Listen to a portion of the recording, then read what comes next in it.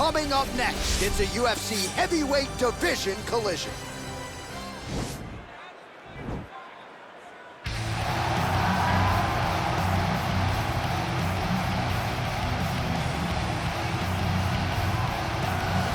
Well, it's always exciting when you have such a high-level Brazilian Jiu-Jitsu practitioner. This man has been a master of the submission in the UFC, and even though a lot of people know what's coming, more often than not, they're unable to stop. Because the knowledge of the Jiu-Jitsu game is truly something that it's hard to replicate when a guy is as good as he is.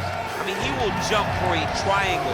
He will jump for an armbar. And as you slam him to the ground, he starts to understand, okay, I'm right where I need you right now. This is when the game starts for him. If he doesn't secure that submission, he gets you where he needs you to be in order to start to really make you drown. It's like going in deep water and getting pulled down over and over again, because every time you think, if I do this, it'll make it better, it just makes it worse. And best of luck trying to find a training partner to simulate this guy in the gym. It can't happen, and it won't happen. All right, so here he is, one of the better offensive takedown guys we have in the UFC, DC, and if anyone is well-equipped to speak to this, it is you. The opponent knows what's coming. At least to this point in the UFC, no one's been able to stop him. He just has to keep him away, because the moment this guy gets close enough to either grab a leg or make body contact, now you're in trouble.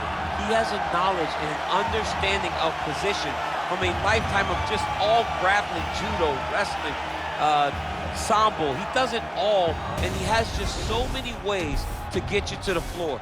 This guy once told me that if he can get your leg, he's going to finish. Because he's going to give you so many things to think about, you will not be able to process and keep up with him, and eventually you're on the mat. It's unbelievable to watch him apply that knowledge to the mixed martial arts fight. And as the wrestlers say, this is not a guy you want anywhere near your bracket. No, you don't want him in the bracket.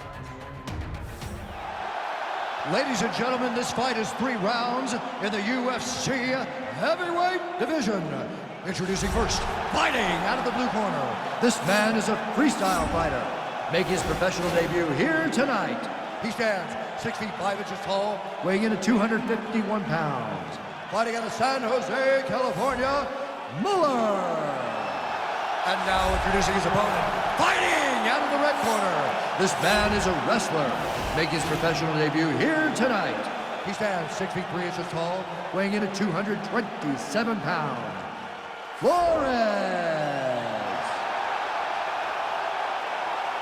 And when the action begins, our referee in charge of the octagon is Yves Levine. The veteran Yves Levine draws the assignment here. Ready? We are ready to go with round 1 here.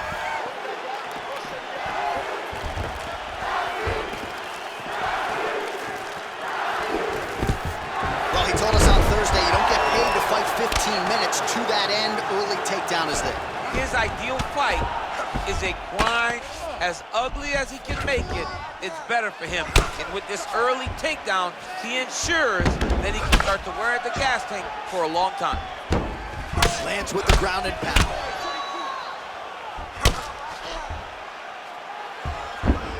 Outstanding ground and pound here. Somewhat of a lost art in MMA, at least in terms of making sure that every strike counts. Not an issue for him. He's making every single one of them count.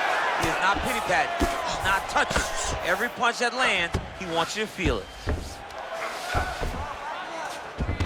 Well, there are few things more fun to watch in mixed martial arts than these type of transitions and scrambles. Oh, man, notice how he's walking him over to try to get a windshield choke.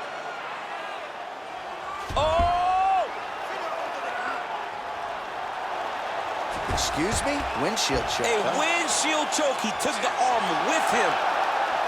You usually see this in grappling competitions with the gi, John. A lot of downward pressure here, DC.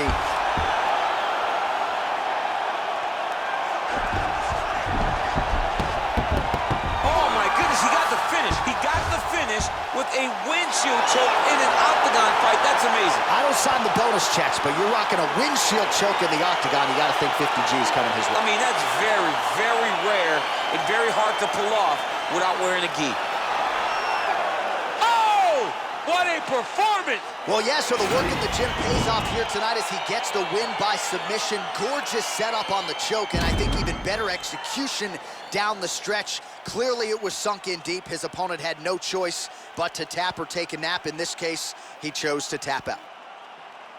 All right, let's take a look back at the replay as he gets it done by submission tonight, champ. I mean, you know, this guy has such a great submission game that you cannot lay in his guard. He's so skilled, he's so tricky, and he's so good at weaving a web that gets you lost in it that he made him pay for it tonight and got the submission victory.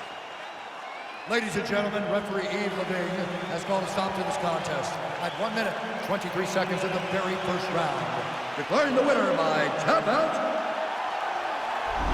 Flores! All right, so there he is, all smiles, and rightfully so after he gets the job done by submission tonight. You told me off the air before the fight that he was going to submit him, and that's exactly what happened, man. I mean, you know, this guy has such a great submission game that you cannot lay in his guard.